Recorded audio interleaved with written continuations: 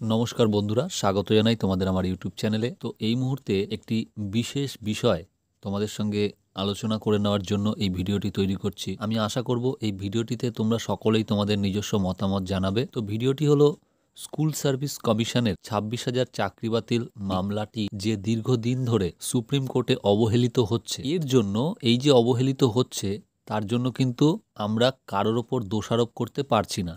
কারণ আমরা সকলেই একটা জিনিসকে মেনে নিতে বাধ্য যে এটা একটা সিস্টেম। বিচারপতি যদি মামলাটি শোনার সময় না পান তাহলে তিনি কি করবেন? কারণ তারও তো একটা ডিউটি আওয়ার্স আছে। তিনি হয়তো 11টা থেকে 4টে বা স্পেশাল ম্যাটার হলে 4:30 5টা অবধি শুনতে পারেন। তিনি তো আর সারাক্ষণ ধরে মামলা নিয়েই পড়ে থাকবেন না, তারও তো একটা রিল্যাক্সেশনের দরকার আছে। তো সেই জায়গায় দাঁড়িয়ে যে টাইম শিডিউল বা যেরকম সিস্টেম তৈরি করা আছে সেই সিস্টেমে তিনি মামলা শুনছেন এবং সেই সিস্টেম ওয়াইজ তিনি এসএসসির মামলাটি শোনার কোনো রকম সময় পাচ্ছেন না। এর আগের যিনি বিচারপতি ছিলেন তিনি কিন্তু এসএসসি, ওবিসি বা ডিএ মামলা, এই ধরনের যে গুরুত্বপূর্ণ মামলাগুলো, এই মামলাগুলো তারা শোনার সময় পাচ্ছেন না এবং সেক্ষেত্রে তাদেরকে দোষারোপ করা যাচ্ছে না। তো বন্ধুরা, এক্ষেত্রে সুপ্রিম কোর্টে যে মামলা শোনার বা হিয়ারিংয়ের যে সিস্টেম, সেক্ষেত্রে একটা গুরুতর অভিযোগ হলো যে যারা মামলাকারী তারা নিশ্চিত হতে পারছেন না যে তার মামলাটা কজ লিস্টে থাকা সত্ত্বেও সেদিন হিয়ারিং হবে কি হবে না। তো সেক্ষেত্রে কি হচ্ছে, ধরুন ওয়েস্ট বেঙ্গল থেকে যারা যাচ্ছে সুপ্রিম কোর্টে, তারা একটা তো নির্দিষ্ট পয়সা খরচা করে তারা যাচ্ছে, একটা সময় সারাদিন নষ্ট করে তারা সেখানে যাচ্ছে, কিন্তু গিয়ে আলটিমেটলি শেষ অবধি তারা থেকে তারা হয়তো হতাশ হয়ে ফিরে আসছে। কেন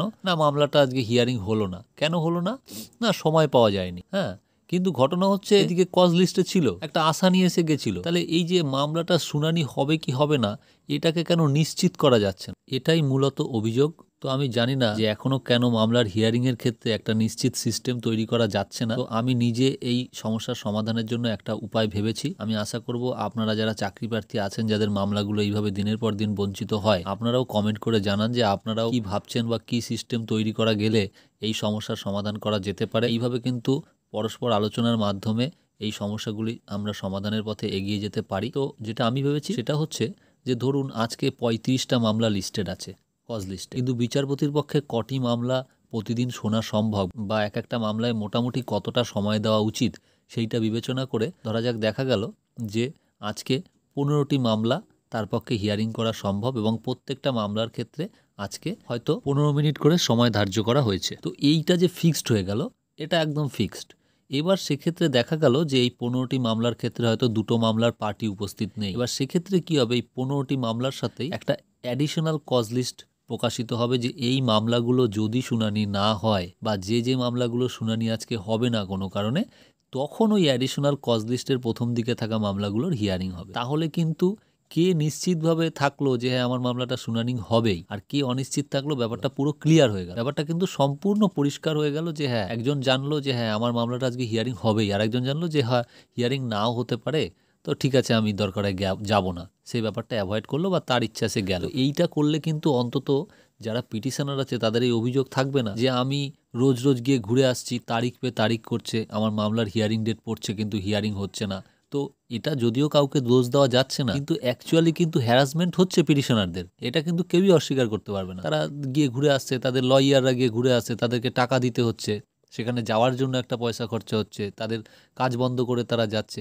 এটা তো অ্যাকচুয়ালি ঠিক নয়। স্বাধীন দেশে একটা গণতান্ত্রিক সিস্টেমের মধ্যে এই আপডেটটা কি করা সম্ভব নয় বা এটা কি খুব কঠিন কাজ? কিন্তু আমি বলছি যে চেষ্টা করলে বা সবাই মিলে যদি আমরা ভাবি তাহলে কি এর উপায় বেরিয়ে আসবে না? সেটাই আমি বলতে চাইছি।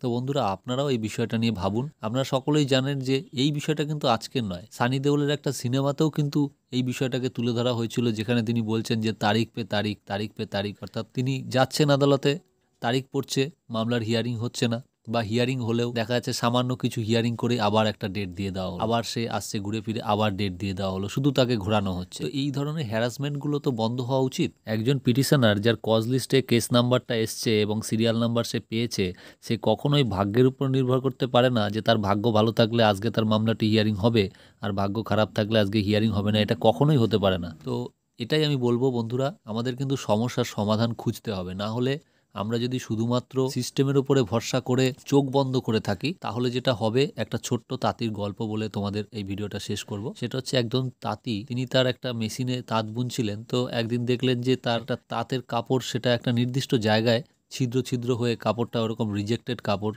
বেরোচ্ছে মেশিন থেকে। তো তিনি ভাবলেন যে তার হয়তো তাঁত বোনায় কোনো ভুল হচ্ছে বা তার বয়স হয়ে গেছে, তাই হয়তো তিনি ঠিকঠাক তাঁত বুনতে পারছেন না। তো তখন তিনি আশেপাশে যত তাঁতি ছিল ওই এলাকার সবাইকে ডেকে তার মেশিনে বসিয়ে কিন্তু তিনি তাঁত বোনালেন। কিন্তু তিনি একটা জিনিস লক্ষ্য করলেন যে প্রত্যেক ক্ষেত্রেই তার ওই মেশিনের যে ফল্টটা ছিল, যার ফলে ওই তাঁতটা রিজেক্টেড হচ্ছিল, সেই প্রত্যেকের ক্ষেত্রে কিন্তু সেই রিজেক্টেড কাপড়ই বেরোচ্ছে ওই তাঁত মেশিন থেকে। তো তখন তিনি একজন পরামর্শদাতার থেকে পরামর্শ নিলেন এবং সেই লোকটি বলল যে দেখো, সবার ক্ষেত্রে এরকম একই ভুল করা সম্ভব নয়। হ্যাঁ, নিশ্চয়ই তোমার মেশিনে কোনো ফল্ট আছে, তুমি তোমার মেশিনটাকে চেঞ্জ করো বা মেশিনটাকে চেক করো। তো পরবর্তীকালে দেখা গেল যখন তিনি মেশিনটা চেঞ্জ করলেন বা মেশিনটা ঠিক করলেন, তখন কিন্তু ওই তাঁতের প্রবলেমটাও ঠিক হয়ে গেল। তার মানে এটাই যে মেশিনারি ফল্টটাকে আমরা যদি মেনে নিই, তাহলে কিন্তু সেই ফল্টের যে দুর্ভোগ সেটা আমাদের আজীবন সহ্য করে যেতে হবে। তো আমি একটা কথাই বলবো, আমাদের সিস্টেম সবই ঠিক আছে, যেমন আমাদের মোবাইলে বা যে কোনো অ্যাপের ক্ষেত্রে আমাদের মাঝে মাঝে আপডেটের প্রয়োজন হয়, সেরকম জুডিশিয়ারি সিস্টেমেরও যদি কিছু ফল্ট থেকে থাকে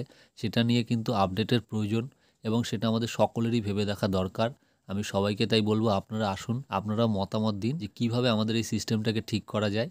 যদি এসবিআইতে গ্রাহক পরিষেবার ক্ষেত্রে সুন্দর সিস্টেম তৈরি করা যায়, যদি রেলের টিকিট বুকিংয়ের ক্ষেত্রে সুন্দর সিস্টেম তৈরি করা যায়, যদি এইমসে ডাক্তার দেখানোর জন্য সুন্দর সিস্টেম তৈরি করা যায়, যদি স্যাটেলাইট উৎক্ষেপণের সময় টাইমিং কাউন্টিংয়ের নিখুঁত সিস্টেম তৈরি করা যায়, তাহলে সুপ্রিম কোর্টে হিয়ারিংয়ের জন্য কেন একটা সুন্দর সিস্টেম তৈরি করা যাবে না? তো এইভাবে আলোচনার মাধ্যমে কিন্তু কোনো সমাধান উঠে আসতে পারে বন্ধুরা। তো এখনকার জন্য এটুকুই রইল ভিডিওটি। সবাই ভালো থাকবেন, দেখা হচ্ছে আবার পরের ভিডিওতে।